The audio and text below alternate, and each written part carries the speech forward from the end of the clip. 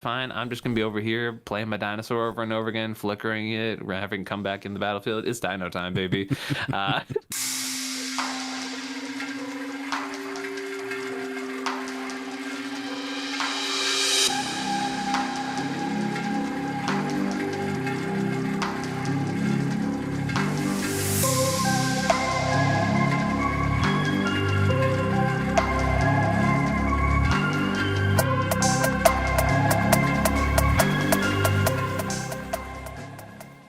Hey, I'm Ian from the YouTube channel Comedian MTG, also co-host of the Mind Sculptors and eventually co-host of the new TTRPG channel, Dice and Daydreams. So I do a lot of stuff there. I'm a professional cEDH tournament grinder. I have more wins with different archetypes than any other player in the world, and so that's sort of my go-to calling card. Very nice, very nice. cEDH is something I have not yet tapped into, but we'll come on to that in a minute. Firstly, thank you very much for joining me and taking some time out to sit down with me and chat about Magic and your kind of journey in it. Thanks for having me. Thank you. First question, we'll jump straight into it. I want to know how you discovered what Magic the Gathering was. Like, not when you started, not straight away when you started playing it, but how you discovered it was a thing that existed in the universe. So I think mine actually sort of coincides at the same time. I had not heard about Magic until I got to college, and I worked a summer camp job where I ended up learning how to play Magic because a bunch of the other camp counselors are playing it in their sort of downtime. Nice. And how old were you roughly then? 19. Okay. Yeah, I feel like that's late for a lot of people. Most people like hear about it earlier. I mean, I came to it very late. I came to it like 2019 was when I first like picked up cards ever. Yeah. I think I'd seen memes before then, if memes were a thing in 2019. But like I'd seen memes about Magic, and I'd played a lot of D&D and stuff, but I'd never actually like looked into what it was. Right. So I'd say I'm a late bloomer to Magic myself, so not too bad. So that's when you discovered it, and you literally started playing then. Mm-hmm. Yeah. Mm-hmm. What format? They were drafting a cube. Oh wow. Okay. It's a very specific way to jump in, but it was also like a legacy powered cube too, right? So it had like a lot of crazy stuff, and I was like, you're just bringing this to a summer camp? Like, this is before proxying was the thing, right? So like it was just all real ass cards. Wow. That's a scary way to start Magic, a legacy cube. Wow. I remember specifically some of my favorite like memory of that was looking at a Thran Dynamo and going, this is so dumb. It makes more mana later, but I'm already paying mana into it. Why would I ever do that? And they had to like explain to me the concept of ramp. I can see that. I can see your question. I can see that being a question when starting. It's like, it's costing me this much, but it only makes this much. It's like, I don't need it now. Yeah. It was like the 4-drops I look at have 4 power and toughness, and they kill people. What do you mean? Like, at least you was only questioning the Thran Dynamo, not like a Mox in Emerald. Yeah, exactly. Soul Ring or whatever, right? Like, So that was your kind of your introduction, your first kind of venture into Magic. How did it spiral from there? Like, how did you get to where you are now? I picked up like one of the deck building toolkit sort of intro things that summer when I got into it, because they got me hooked pretty fast, right? It definitely was something that scratched an itch for me, especially when it came to that sort of hybrid of like creativity and intellect at the same time. I was like, oh yeah, there's definitely some level of identity that I seek with this game, right? And that's why it's one of my best friends at the time, who I hadn't known, has been playing Magic for a decade at this point. He was like, oh yeah, dude, I play that game all the time, and also the way you build decks, you should try Commander. And he was like very much a classic 60 card player at the time, right? He was no Commander form whatsoever. He goes, but you really are literally building this 60 card deck around a legendary creature. He goes, play Commander, you're gonna really like this. And I was like, all right, cool, man. Yeah, interesting. So that was so you went from drafting a vintage cube, getting some starter stuff, and playing a little bit of standard, to then being like, you need to pivot this way pretty hard. Yeah, exactly. Yeah, and so like I was playing Commander, and that was like where my passion lied with the game, right? Like I was definitely very much into Commander. The idea of like, oh, I can build all around this very synergistic idea and stuff like that. And then, but I still was also like doing the very passive 60 card grind. You know what I mean? In the sense that like your classic 2010s LGS player did, right? Where I would go to tournaments, but I was always a brewer, right? So I was always bringing like Sphinx's Tutelage was like my favorite like standard deck at the time. I was always playing the really weird stuff, and so I was just enjoying that, having a good time. And about 5 years later, someone introduced me to cEDH, and it had all of those like brewing ticks and stuff like that I really enjoyed. I was also, you couldn't always guarantee the quality of the games at the local store, right? And cEDH felt very consistent in that way, right? So that's when I jumped onto that sort of bandwagon. Interesting. Okay.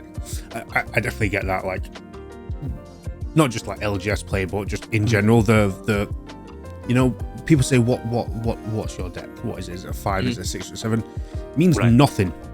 Like assigning a number to it just means nothing to me. Like it could be anything. Right. It's like I don't fucking know. Every deck's a 7. Like who knows?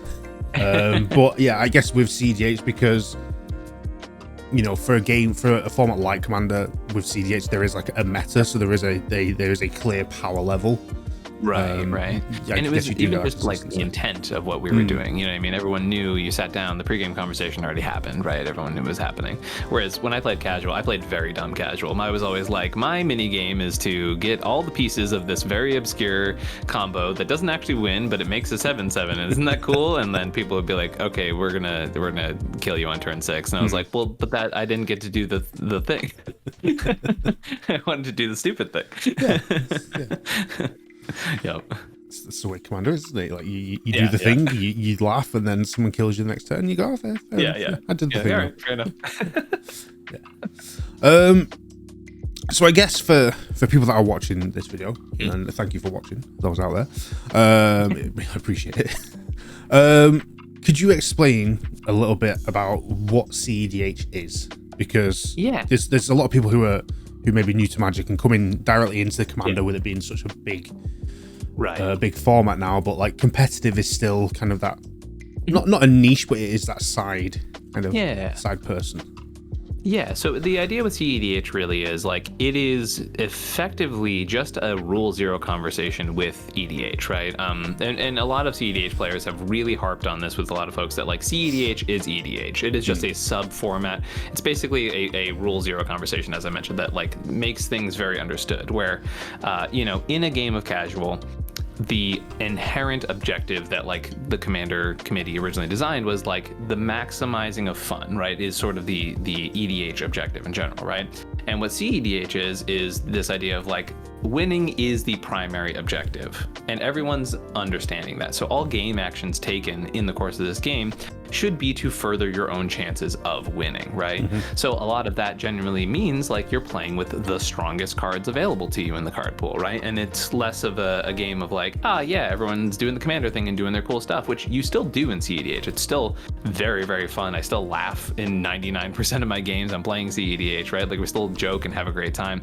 But at the same time, it's, everything's as strong as we can possibly make it, because the objective at the end of the day is to get to a win, right? There's still cool, unique strategies. There's still a lot of brewing. There's still a lot of like, oh, I'm going to win with this psychotic thing, but my objective is always to win, you know? And you are a tournament grinder as well. And you are a YouTuber and content creator. So having moved from kind of casual Commander being the game you're into to finding your niche within competitive, how did you go from playing that into doing the content creation side of that within cEDH and within Magic as well? Like, where did that come from? So one of the first people to introduce the format to that shop that I was talking about back in Massachusetts was this individual named Braden, and they're sort of out of Magic now. They're more of a Lorcana person as of right now, but at the time they had been trying to make a podcast with a couple people down in Philadelphia, and they were just having just things were not in line, right? People had different objectives, all of that kind of stuff. And we went to a convention together, and they were like, hey, I actually really like talking about the format with you. Do you have any desire to just like do it on a podcast with me? And I was like, actually, yeah, I've been trying to, because I'd studied theater, I studied communications and stuff like that, right? So to me, the idea of taking this thing that I'm really excited and passionate about and like making content for it sounded really appealing. And I didn't have that avenue yet, right? I didn't really like know what I was going to do. And so here was this sort of like very nice opportunity where this person was like, hey, I enjoy how we talk to one another. We can have really spirited debates, but also like do so in a really entertaining way. Like, let's make content. And I was like, hell yeah. So that was when I started the cEDH cast, which was a podcast I did for, I want to say a little over a year. Then COVID hit, things were a little crazy, and I sort of wanted to just branch out and do my own thing. And Braden and I's schedule was like polar opposites, where like I was free in the early morning and stuff like that, and they were free basically in all the afternoons, and then like there was just no in between where we actually got to work together. So I had already started my little side project, and I was like, hey, I think we're at the point where like you and I can't really make this work right now. I'm just gonna jump on this other thing, and that's where Comedian MTG came from. The name, ironically, came from, I was just going by Ian of the cEDH cast at the time, and there were like 5 other cEDH players named Ian at the time, which is weird because it's not the most common name. And so they kept being like, wait, are you this Ian? And I was like, no, I'm a different. And eventually Braden was like, please just come up with a username. And I was like, okay, I guess comedian. I did improv in college. Like, does that work? It makes sense. Yeah. And so I've been doing this channel for about 3 years now. Yeah.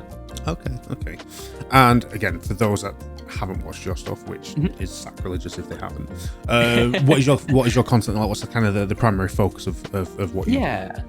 So it's sort of a couple things. I started off like really getting a lot of traction by doing cEDH top 16 breakdowns, right? And actually originally they were just top 4 breakdowns where I take, the winning deck list and stuff like that, sort of break them down, go through the decks, the choices, the, typical choices, the atypical choices. Because if you look at a pile of cards, right, like it can just sort of all blend into one thing, right? But the idea that we can blend it down, break down what's meta, what's not meta, all that type of stuff was really important to me.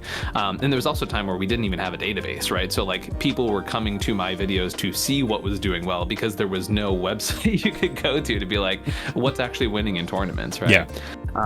But I also do a variety of other things, right? So I've as I mentioned, I'm a brewer, right? So my goal is always to sort of push the boundaries of what is and is not playable in cEDH, and I've made a lot of decks that people sort of laughed out of the room originally. I mean, Winota as a cEDH deck was sort of my baby, and that was not even like looked at seriously, and there was a year and a half where it became like the menace of the format, right? So a lot of decks like that, do deck techs and things like that. I've also done tournament reports now that, being a coach and a grinder is sort of more of my full-time thing. A lot of people like to hear the perspective of like how these games go and stuff like that, because it's really hard to get context, especially on like gameplay channels and things like that. Of the social and political part of the game that really comes into play in a lot of these things, Nice. I like that. Yeah, the social and political is like one of my favorite things to do in casual. It's just kind of the head games, which is always fun. Yeah. And then you play the stupid thing, and then was like, what was that all even? Yeah, nice. I like that because like I see a lot of gameplay channels, and being one of myself as well. It's and especially with cEDH being kind of that, like, you need to be kind of, if you're watching it, you need to be focused on what's going on to understand like how the win con, how the combos are playing. Right. You don't always get that explanation during a gameplay show. So it's nice to have a channel such as yours that kind of gives you that breakdown and kind of explains these things, because like Magic is a difficult game at times if you don't read the cards properly, or you don't realize that these cards do these things when you put them together. Combos are hard. Yeah, absolutely. And yeah, I mean, like, and that's the thing. I've often gone on record saying cEDH is the most complicated format because you're playing with like the equivalent of a near vintage power level, right? Maybe legacy power level, but also it's multiplayer and singleton. And not only are individuals' card choices and when to play them all variables, right? But then also the political aspect of it and how people use those things are also variables that come into effect, right? So like if you look at it from from a mathematician standpoint, no one should ever win more than exactly enough games of cEDH, right? Like it's a mess, right, in concept. But it's fun at the same time. It's beautiful, and I love it, and there's a reason that I've dedicated my career to it. Okay, so now we know a little bit about how you got into Magic and got into cEDH and kind of where you began. You're here now in this position where this is what you do. cEDH is who you are. How are you finding the experience? Because cEDH in some aspects is relatively new within the universe of Magic and Magic gameplay. How are you finding like your experiences within the community of cEDH and Magic at large since getting into this year was definitely a very tumultuous year for the cEDH, where we had some of our highest highs and one of our lowest lows, a couple of low lows, and it's been tough because I think what's happening is there's sort of this battle of, I don't want to say battle, it seems very dramatic, but there are definitely parties who are, not getting along because of like what they see cEDH is, right? Okay. If it, as some people see it as the highest level of Commander, right? Where you're taking this Commander idea, but you're still pushing it to that win philosophy, right? Which tends to be where I sit in a lot of these camps, right? At the end of the day, like, I want to sit down, I want to laugh, I want to smile, if I can win some money along the way, like, awesome, I love this game and I'm gonna try and do the best I can at it. But like the ego part of it is really just to say like, I'm not the person who has to go, I am number one, right? For me, most of that stuff comes because I coach for a living and I would like people to know why they should come to me as a coach, right? But I think there's aspects of the ego battle and aspects of the love for Commander that I think tend to conflict with people at times. So that's where like a lot of the lows come from. But the highs, I mean, we've had attendance like we've never had before at some of these events. There's amazing organizers who are all independently like popping up and starting to make their own circuits and things like that. It's still, very, very fresh, right? cEDH basically exploded during the pandemic. So like it's a baby format, at the end of the day. I've been here since maybe, I want to say 2018, which is half a decade at this point, more than half a decade, but it's still so fresh, right?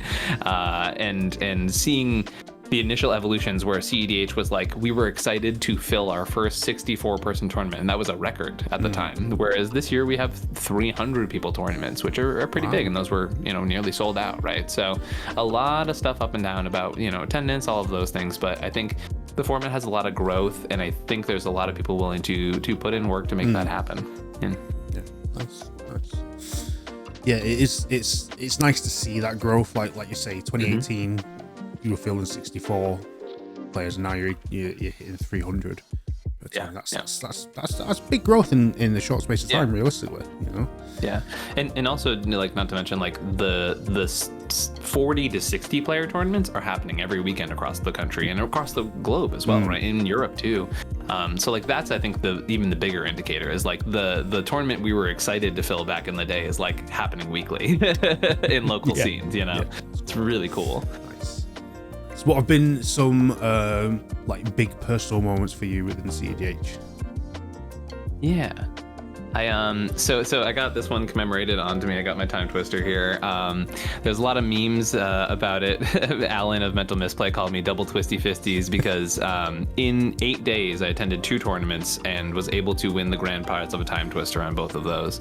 So that was like obviously a very historic part of my career, was just this thing that I remember it happening and I was like legitimately in shock when it happened. I never thought it was possible, and I sort of looked around and I go, I don't know that I'm ever gonna achieve something this insane again, but I am super proud of it. I definitely have a lot of top cuts in my resume, and I definitely have a number of wins under my belt for sure.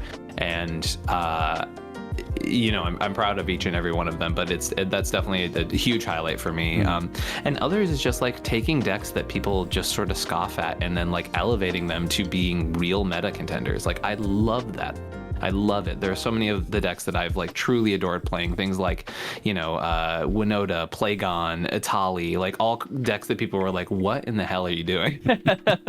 And just taking them and like absolutely rocking it. It makes me so happy, Not only that, just like having our format represented on bigger spaces too, right? Like having conversations like this with folks where it's like I just, you know, cEDH wasn't talked about like that historically, right? So I'm definitely super happy to help to highlight this stuff. I have so many people who, when I've been at MagicCon and stuff like that, have come up and be like, hey, you're the reason I play this format. And genuinely, it's so touching. And it's like, I wish I could give each and every person who says that, like, my heartfelt, like, hey, thank you so much. This means a ton, because like this stuff can be draining, right? Being a grinder, being a creator, doing it full time, you know, dealing with all of the different, you know, egos and personalities and stuff like that. There are downsides to it too. But like the times when people come up to you and say like, this is genuinely something that means a lot to me, it's the thing that keeps it going for me, you know, genuinely. Nice. That's cool. Wish I could win a time twister. Yeah, that's yeah, definitely winning 2 back to back is pretty wild. Yeah, I said never thought it would actually happen. I was like, you know, in the finals match, I was like, is this really gonna happen? am I that close? Nice. I'm gonna have to try cEDH at some point. I run like you've got the mind for it. I've told when we talked about Magic. Yeah. So I played like, I'm not saying I play competitive decks, but for those in my circles that have played against my stuff, I played like very evil, cool decks. And I think with the right tweaks here and there, I think I could get something competitive together. Yeah, out of some of that yeah, stuff. absolutely. It'd be fun. And then everyone's gonna hate me even more when I'm like, hey, are we playing casual cEDH? No? Yeah. Well, that's the thing though, like that I love about cEDH is like, you know, I was someone who was always fascinated by like my modern deck was Blood Moon, right? Like and the Stone Rain deck, right? So like when I found that was a thing you could do in cEDH, and it's not always the best tier 1 strategy, but like you can resolve a Blood Moon or a Back to Basics and everyone will be like, damn it, but like they're not gonna it's not a faux pas, right? Like that is just, you know, you're playing a viable strategy, and that viable strategy just happens to suck to play against. Yeah, that's why I play it. And the good thing about stuff like that, like even kind of taking that step back from cEDH and going to like high powered like normal commander, like there's that fun element that, like, you know, if you are playing something high powered and you have like a very key strategy that you know is viable to play, but it sucks for everyone else. Again, you're playing a multiplayer game, so like if it turns into a 3-on-1, that's fine, because you know, that's kind of that balances it out for you. And it doesn't feel as bad to play something that sort of level within that group, because you know, like actually everyone's gonna have to expand on that too, because it is a self-balancing format, which I think is my favorite part about it, because what that means is that the meta can be so diverse, because it's not just you and one person and your cards have to say everything, right? It is genuinely you and another person and another person. Even if someone brings like the best good stuff deck in the format, you can give yourself opportunities to win while also playing strategies that don't exactly have to have the perfect answer at the perfect time, because you have allies temporarily yes exactly that can also help with that equation. So I think it's so fascinating, and once again, it just like allows for a really diverse metagame, which means more decks, more brewing, more innovation, like all of that stuff just has so much space to it that I think is so fascinating, you know? Because again, like literally on that point, you don't have to have the meta deck that has all those key cards in it.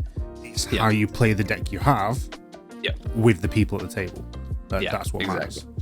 Exactly. Again, it's like you know, if you compare it to like poker, like it's all about, sometimes it can be all about bluffing, and you bluff to make everyone kill each other, and then you swipe in at the end with that little 1/1 that just tops it all off. You know? Absolutely. No, for sure. I definitely like that politic aspect of the game, and that multiplayer format. I think that's what drew me to playing Commander over like standard and stuff, is that, you know, having 2 extra people at the table just adds such a different element to the game. You know? It's fun. Okay, so that's where we're at now. I'm going to move on to a topic that is one of the most controversial that I bring up in this show, and the answer to this, again, for those that have watched before, are concrete. They're set in stone. This is going out onto the internet for the world to see. So what you say now is forever onwards the only option. And what's your favorite color pairing? I mean, I gotta give it to my boys. I don't know if it'll show up on the camera. I'm an Is It boy. Yeah, I've got all my magic shit tatted on me, but I love Is It. I mean, actually, so primarily I was a mono red guy. When I played casual, oh my god, I think I had like at one point 18 mono red decks in casual. For some reason this just the go bird zoomies really strikes in my brain. Mono red and Is It especially definitely my comfort zone. Interesting. Why is it specifically? Like obviously mono red, I can get down with that. I don't. I'm a mono black player from day one. Red is like the polar opposite to me because I have never played mono red. It has never been something that I've been drawn to. I promised friends I will build a mono red burn deck just to be like, I've got one now. Like, But why is it like as a pairing? Why is it like my red side, but also giving credence to the fact that I do have an anxiety disorder. You know, it's like it's all of the freedom and the power of red, the explosivity, all of those things, but you do have the ability to also like, okay, but my deck wants to go right now, and I know it's bad to go right now, so let's do something that's a little bit of a sidestep but still kind of keeps that idea. And that's what it's the way to be like especially in cEDH where it's like I'm gonna red ritual, do the crazy thing, and also your opponent goes, well, no, don't do that, and I go, pact of negation, all right, back to doing the dumb things. red, you know, like it's 100%, it's the safety valve. But also just in regular 60 card Magic, it's tempo. I love a good tempo game, right? You're just pushing a little bit, stopping the thing that's going to stop you, pushing a little bit, stopping it feels so good when you get a tempo that just like rides right on through, you know. Nice. Okay, that makes sense. I can vibe with that. Okay, so favorite color pairing we're going Is It, and also mono red if we're going singular. So big question, and this is going to be the annoying one, and this is an of all time question. Okay. Top 3 cards. Whoa, that's so big. That's so big. Top 3 cards of all time. I'm gonna shout out Blood Moon. I love that card so much. Every single art they've ever made for Blood Moon is an absolute banger. The concept of the cards, metal as hell. The art on the cards, metal as hell. It's super rad. I don't know. There's everything about it. It's just like they are all mountains. I don't care. No, like you can bring your fancy boy 5-color decks in here. It doesn't matter. They're mountains. You know, there's something really powerful about that. I love it. I got to give it to one of my favorite commanders of all time, Atali, the Primal Conqueror. It's one of my favorite ways to play Magic. It is so stupid. I have merch about it. I call it Dino Time. Like you enter this mode where you're just like, if people want to try and put wins on this deck, that's fine. I'm just gonna be over here playing my dinosaur over and over again, flickering it, having come back in the battlefield. It's Dino Time, baby. I play a lot of idiot Magic, if you can't tell. I like it. Oh, and then number 3, I think that I had those so ready in the holster, just like ready to go, but I don't even know the third one. I think, you know, I might give it to the card that I mentioned a little bit earlier, Sphinx's Tutelage. That is a card that is super outscaled in today's world, right? But it was one of the first cards in Standard that like ever inspired me in like a really just like soulful way. It's so stupid. It's just whenever you draw, someone mills 2, and then if they share a color, you do it again. Yeah. And I don't know. It was such a fun deck to brew around. It's still a card that lives rent free in my head. It's just like, it's very dumb. I have a casual deck it's like a Zur that turns up Sphinx's Tutelage, which is just absolute garbage. But I don't know. There's something about it that really is just like, it feels safe. It feels wholesome, right? It's like that early first thing that I wanted to build around that was so bizarre and weird that everyone else was like, why are you playing this? And I was like, exactly. You know, like okay. That's a good top 3. I'll approve that top 3. That's cool. Okay, I'm gonna ask another favorite. This one I've never asked on this show before, and I don't know why, but because you've been playing for a while, shall we say, it makes more sense. What's your favorite set that came out? I think Like, I legally have to give it to Ikoria. Even though that set ruined a lot of Magic, that set also gave me personally like most of my favorite commanders of all time. We have Winota, we have Kinnan, we have Zerda the Dawnwaker, which was basically the first ever cEDH deck that I spent hundreds of games on. Was a deck that had Zerda in the 99. So like literally Ikoria has funded a considerable amount of my cEDH career. Like that set alone. Yeah. Okay. That's interesting. I'll be honest, I've not really bought a lot of stuff from Ikoria. It's probably a set I've slept on. Yeah, it's a set that, I mean, first of all, has a lot of powerful stuff in it, but also it was like one of the first sets that happened with COVID. So like a lot of people never actually got that product in their hands. Fair, you know? Yeah, true. Interesting. If you can't tell, I mean, probably my second favorite set of all time. I'm not gonna lie. 13 Mana Emrakul is one of my favorite cards ever printed. All of the spirits. I mean, I played that deck in Standard and Pioneer. I love Spell Queller. I would play a Spell Queller any day of the week. Love those cards, absolutely. It's just a fun set, and like Innistrad kind of like that's my vibe. Anything Eldritch and like horror, then it's like chef's kiss.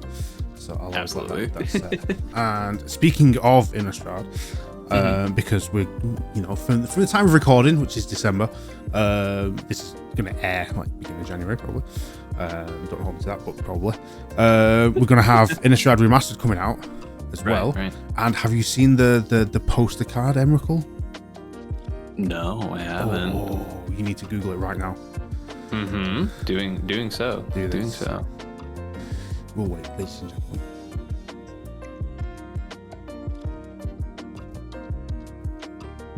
Bro, what? Yeah. Oh, well, there goes all my money. What?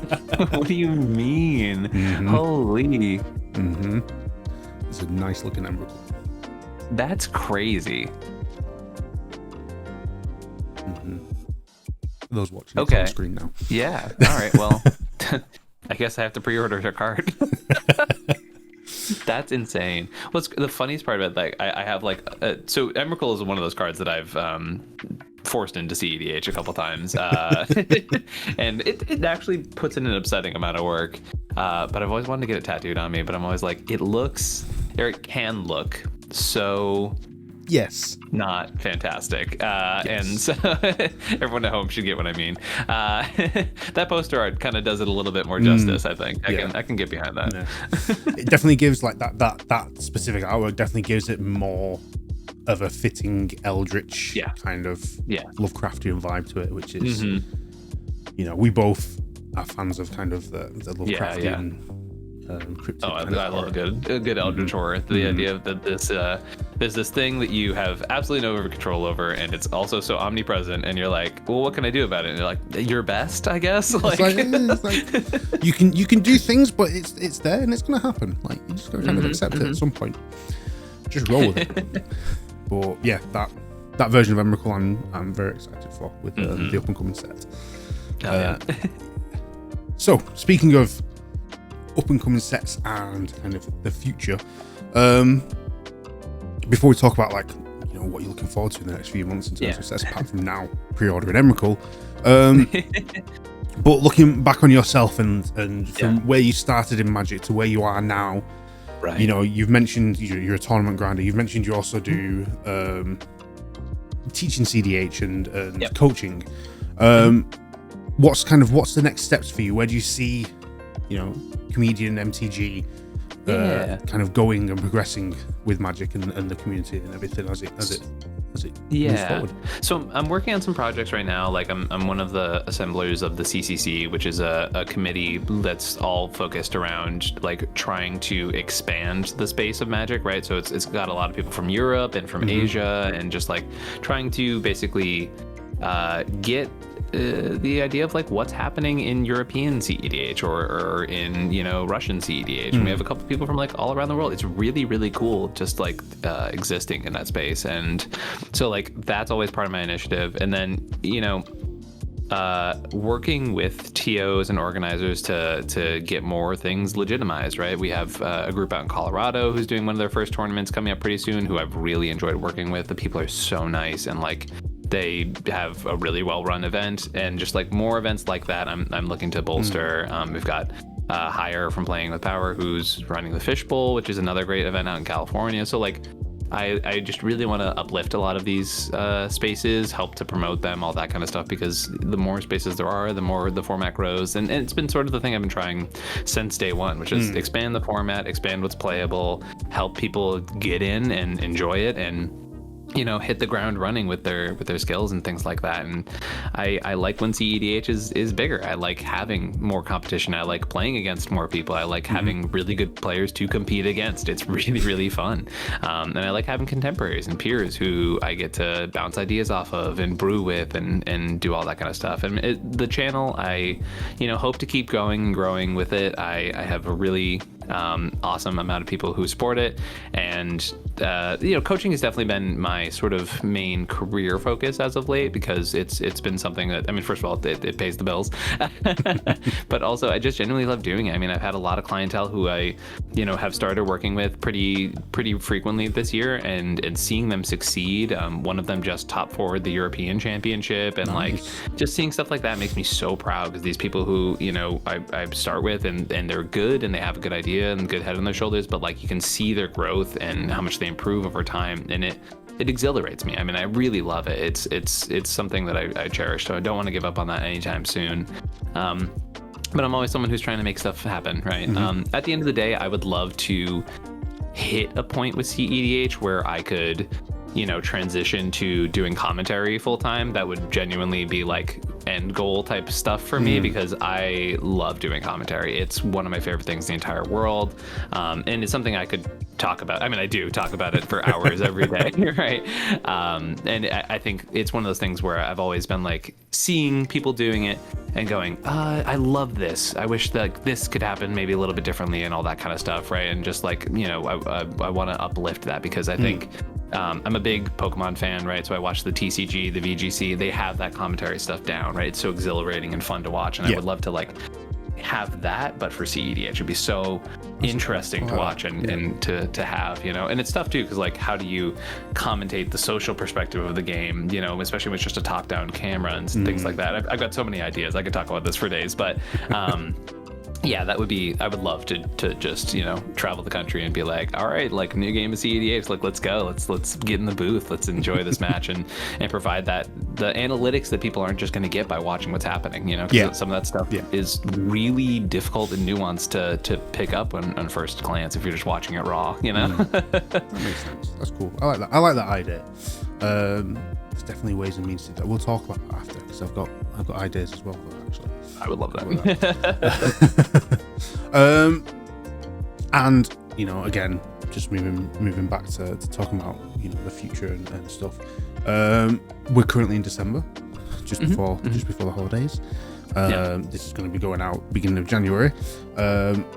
Is there anything in terms of Magic releases, events, stuff coming up that you're looking forward to? Yeah, I mentioned that Colorado tournament. I'll be there at the first week of February. It's hosted by, I want to say Mythic Games is what they've labeled. Oh no, Fabled Events is their new official title. So they're running an event out in Colorado, so I'll be there for that if folks want to come find me. I'm going to be at the Fishbowl, like I mentioned earlier. And then any of the Magicons, like I do my best to get to each and every one of those. I think those are definitely the staple events of the year, but I'm super open with a lot of cEDH tournament organizers and things like that, where I'm like, you know, let me know an event, and if I like, you know, hear about it and it sounds cool, like I'm super happy to at the very least come explore, play, you know, do all that kind of stuff. And if it's people I enjoy working with, like I usually maintain a relationship with them, and we do, you know, a lot of stuff together, so it's pretty sweet. Nice. Any sets are you looking forward to, apart from buying Emrakul from Innistrad Remastered? Any of the up and coming sets you're interested in? I'm trying to remember what it actually is up and coming. I know there's Final Fantasy, there's Aether Drift, right? I don't really think I know anything else that's coming down. actually I know we're going to have the Marvel Spider-Man set towards the end of I am actually gassed about that. The Into the Spider-Verse movie is like actually one of my favorite movies of all time, so I'm just kind of like, yeah, if they throw a Miles Morales card in there, I'm going to be geeked, right? Like, but I also think it's probably not going to be specifically from the studios. It's probably more comic book art. You never know. Yeah, you never know. I'm pretty excited about that one. That one seems really fun. I know nothing of Final Fantasy except for what I've learned through Kingdom Hearts. Okay. Yeah, it's my very specific niche of Final Fantasy knowledge. And then I can't get behind Aether Drift, but I love everybody that's really excited about the beep beep cars. Like, all the power to you, you know? It's just not for me. We just need a Vin Diesel card, and then the set will be fine. If we get Vin Diesel, that's all we need. Yeah, literally, flavor text at the bottom is just fam. Yeah, that's all we need. Okay, cool. I'm definitely looking forward to Innistrad Remastered. It's my favorite playing with some of my favorite creatures and characters. So that's gonna be a fun one. I'm a big bling art guy, so if they show me a new printing on the Innistrad set, I'll probably be like, right, I'm in. Like, I just got to see the cards first. Like with the Emrakul, I'm like, oh my god, like so crazy. We've got Emrakul, we've got the new Edgar Markov, the serialized one as well with that. I don't think I've seen many other previews yet, so I need to go and have a look. But I think there's Meat Hook Massacre. There's a new printing of that as well in that poster artwork. That's sick. As well. So yeah, that'd be cool. And hopefully they do a secret lair as well, so then we're going to get all the blingy stuff. I would assume at this point they're pretty good about that. Okay, well, with that, I have kind of no more questions I'm going to ask, apart from as a reminder to those watching, please tell me where people can find you, where they can tout your wares to the world for me, please. Absolutely. So yeah, I mean, youtube.com/comedian MTG is where you can find me. I have a link tree, and it's linktree.com/comedian MTG. I keep it pretty simple for folks. The email, comedianmtg@gmail.com, right? All that kind of stuff. As I mentioned, I do coaching, and you can find the content there. Any of those places you can reach out to me and find me. We have the Dice and Daydreams project coming up, which is at Dice Daydreams at most places, and Magic and D&D and content and all that kind of stuff is just I don't know, I love all of it. I love that I can be a nerd professionally, and I'm super happy to keep making stuff, y'all. I'm not going anywhere anytime soon, so good. I'm glad. Well, again, thank you very much for taking the time out to sit down and chat with me. It's been very nice learning a little bit more about how you got into Magic and cEDH with you. I'm sure one day I will get absolutely wrecked playing a cEDH game with you, and I'll sit like with like 2 lands and nothing else. 2 lands that only tap for mountains, even though they're swamps. But thank you very much for sitting down. And for those watching, like, comment, subscribe, do all the YouTubey stuff.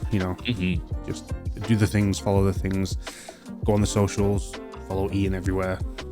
If you're here, you probably follow me somewhere, so that's fine. But do the things, and we'll catch you next time. Peace.